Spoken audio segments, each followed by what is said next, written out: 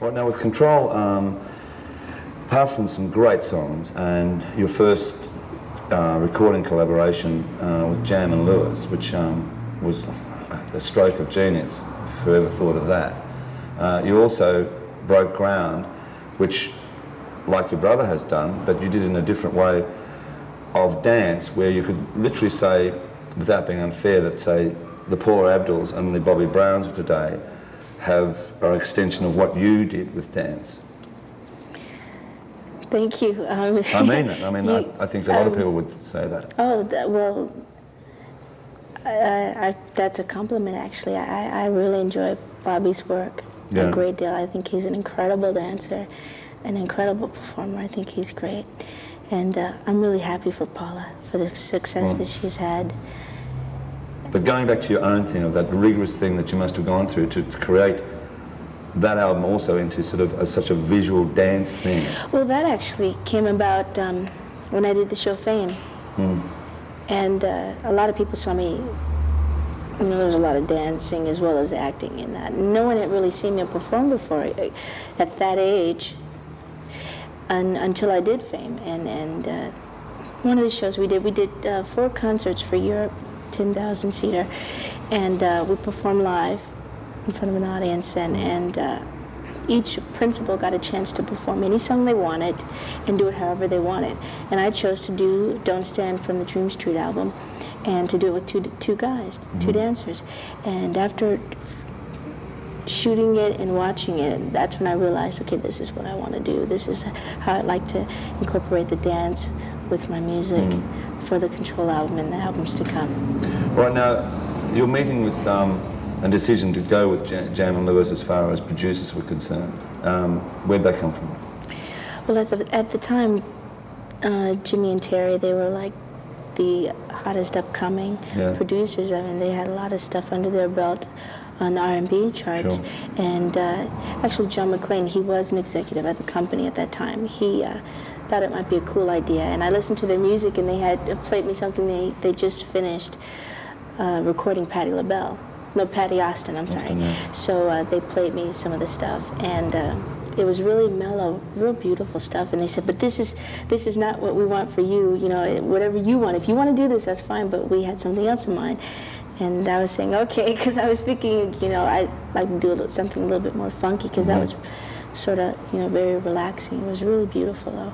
And actually, that's how it came about. And the choice of songs, I mean, it's all very well thinking, okay, like, I'm going to do an album that is going to talk about me. And I mean, how many songs did you think about before you came down to that brilliant package within Control? Well, some tracks were completed by the time I got to Minneapolis, some weren't. Right. And I pretty much sat down and talked with them, told them everything that I felt I needed to tell them about my life and everything that I had gone through. And I told them I needed them to help express my feelings, you know, and we just wrote the stuff together and picked what we liked best. Well, I mean, it exploded onto the world charts, and it just didn't stop. Did that surprise you, that suddenly this was like not just a pretty successful album, but I mean the videos, it was getting like almost like a thriller for Michael. I mean, it was just kept sort of getting bigger and bigger. Well, thanks. To compare it to Thriller, that's incredible, but it was getting bigger and bigger, and I was getting happier and happier. Like I said before, I didn't expect such great success with Control. I thought it would be successful, but not the way that it was. And I just well, it had an amazing crossover market for a lot of age groups and a lot of people. Looking back at that album, and I know this is very unfair to ask an artist, but what are your favourite tracks off that album? What do you if you had to sit down and say, well, I want to play your Control again, what would you like to listen to? Nasty. Yeah. What have you done for me lately? You Can Be Mine. God. Someday Is Tonight. I'm sorry, not Someday Is Tonight, but it's funny how I said that. I meant Funny How Time Flies. And Pleasure Principle? Yeah.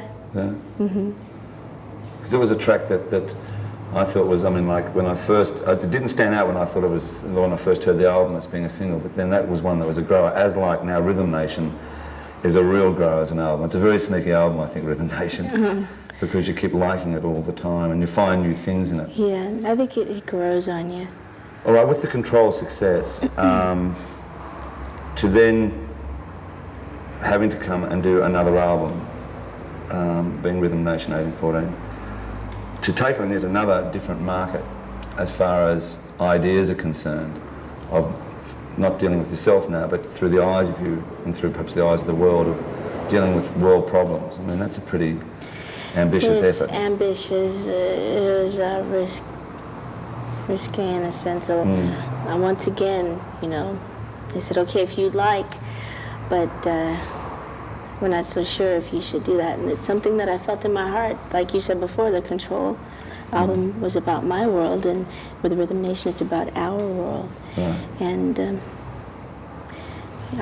I'm really concerned with the children, and I feel that the children of today are going to suffer tomorrow if we don't try to join hands and make things, you know, a lot better, make it a better place. My mother said that ever since she could remember, I was always concerned with other people before myself, always thinking of other people first. And I feel that I'm still that way. Well, that obviously does come from I met your mum once in Washington when the brothers had a concert, and it was a very family-orientated thing then, but I could see your mum always with one eye on everyone that was around in that family. Has it always been like that with your mum? With the album, you co-wrote 6 of the songs, wrote one yourself, Black Cat. How much time did you spend doing that, as far as writing songs are concerned? You mean Black Cat, or just the whole, well, Black Cat, well, no, the whole songs themselves, the co. Actually, all in all, we actually recorded 18 songs. Sure. And we were only supposed to put 9 on the album. Right. And I went crazy because there were 12 that I really loved. And to go back to the company and begging and pleading and kicking and scratching to try to get the 12 on, which we finally did. How long did it take us to do the whole piece? It actually took us 2.5 months to 3 months, the same amount of time it did with Control. But we only, even though we stayed that length of time in Minneapolis with the Control album, we recorded everything in about 2 weeks, 2.5 weeks actually, which was really, really fast. But with this album, we recorded the whole time, the whole 2.5, 3 months with Rhythm Nation. Well, I mean, with the songs themselves, I mean, it does cover a lot of areas. I mean, you'll find with, you know, so many artists, be it groups or solo, or certainly singer-songwriter, solo, performing artists, that it tends to have, for sure it's just one theme, but it perhaps only deals with X amount of subjects. Whereas this album does cover an extraordinary array of subjects. Was it sort of reading newspapers, like the books, pulling them out again? It's everything.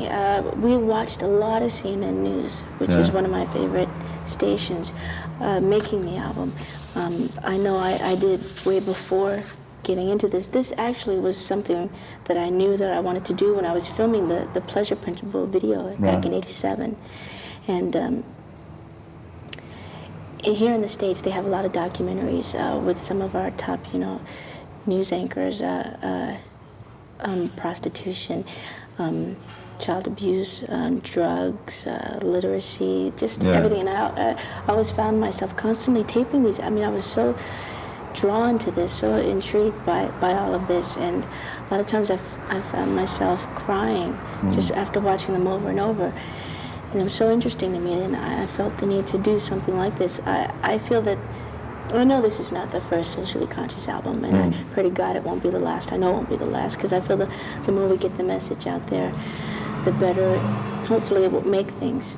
There are a lot of socially conscious artists that I do love, but I feel that those artists, their audience is already socially conscious. Yeah. And the college kids, whatever, they know where their lives are headed, what they want out of life, what they're going to do, and they have their goals. And I feel like with my audience, not saying that I don't reach those people as well. But there's another audience that I reach, and the younger. And I felt that it was really important for me to do this album so that they'll pay attention to what's going on in the rest of the world around them. You could drive 15 minutes from here and you'll find a serious drug area where the kids are standing on the corners with walkie-talkies,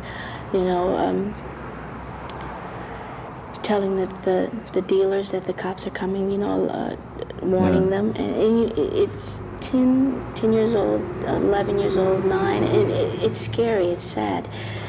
These kids get a lot of money for this. None of them want to take the minimum wage McDonald's job, and you could see why, because they're making so much money. It's like, well, why should I have to go do that? But it's so dangerous, and it's hurting so many lives, as well as theirs, in the long run. It's sad, it really is. Right now, with the approach... Okay, you right for a moment? Sure.